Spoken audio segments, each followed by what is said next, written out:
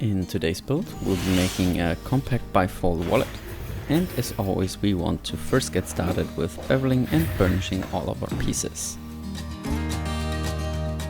And for today's build, I'm using some nice 4-ounce Cognac Pueblo leather, and the whole pattern is also made for 4mm stitching irons.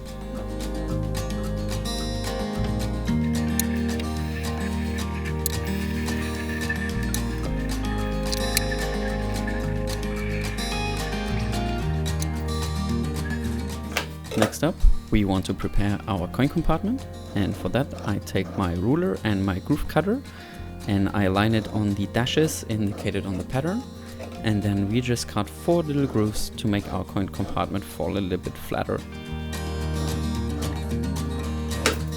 Then I start folding the coin compartments on the grooves, and then the tabs on the outside should also line up with the rest of the coin compartment. And then I just take my hammer to hammer it down properly so that it stays in shape later on as well.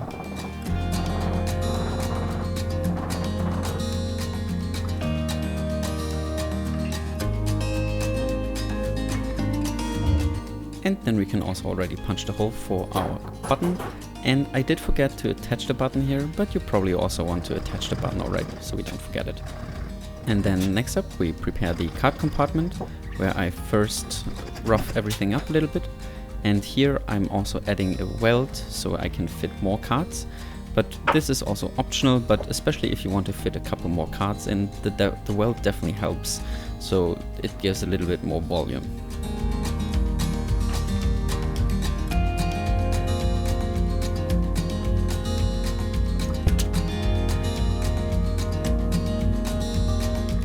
And before stitching everything up, I will also glue the pieces in place. For the coin compartment, I will align it on the right edge of the backing.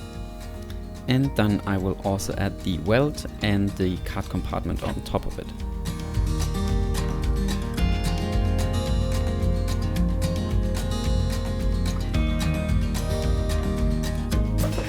And of course we also want to close our coin compartment, so I will also take the flap and add the other side of our button on this flap as well, and then we can glue it in place just above the coin compartment.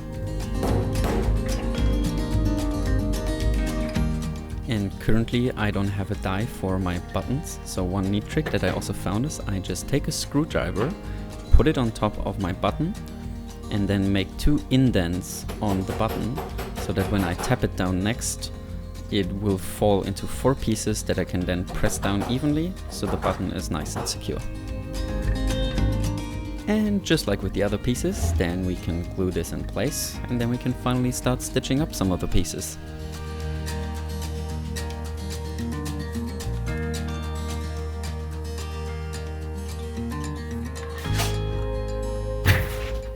And while I'm already marking all of the stitch line, in the first part we only want to stitch the left side of the coin compartment and also the top for the flap of the coin compartment. Then the rest we will only sew later, once we also added the back piece that we use for the bill compartment.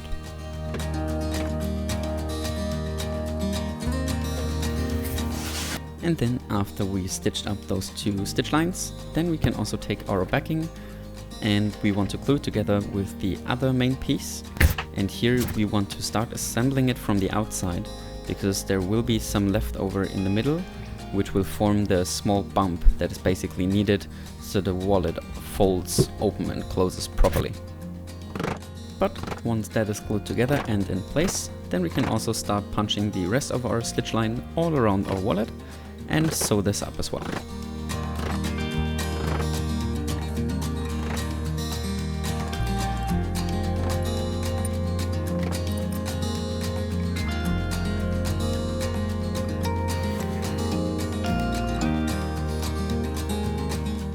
Then last part missing is to finish our edges, so I'll first start standing everything with a 320 grit and work my way upwards to 600, and then just finish everything with a layer of tokonole and give it a nice buff so we can have some nice shiny edges.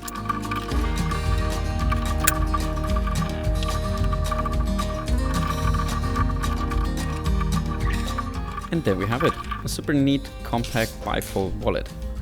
And as always, I hope you liked the video. If you did, please also leave a like and consider subscribing if you want to see more of my patterns in the future. And with that, I would say, see you next time.